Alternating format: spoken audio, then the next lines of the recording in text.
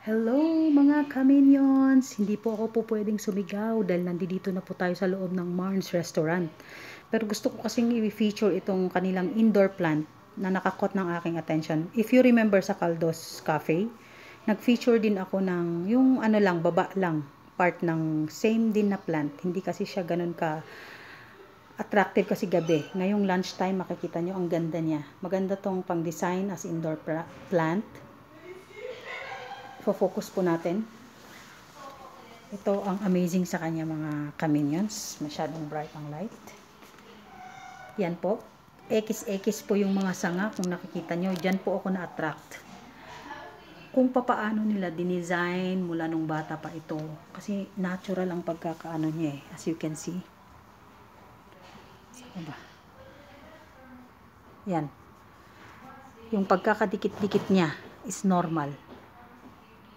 Purposely talaga siyang grafted or paano siya para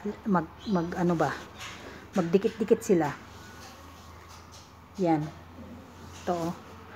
As in, hindi yan as in talagang tumubo siyang ganyan. Oh. Napakaganda, amazing.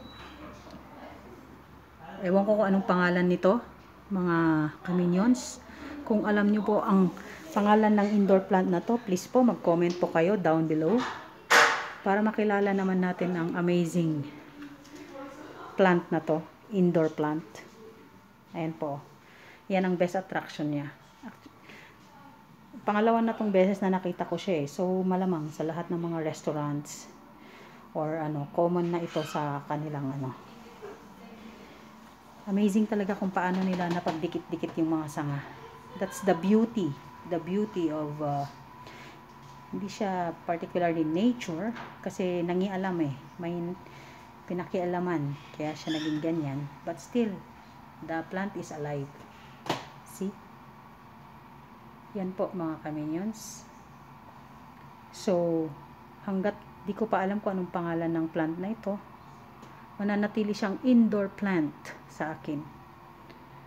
So, tatapusin ko na po ang ating short video na ito. Focus ko lang sa kanyang diba? Okay, thank you guys. Thank you ka-minion sa panonood sa ating channel.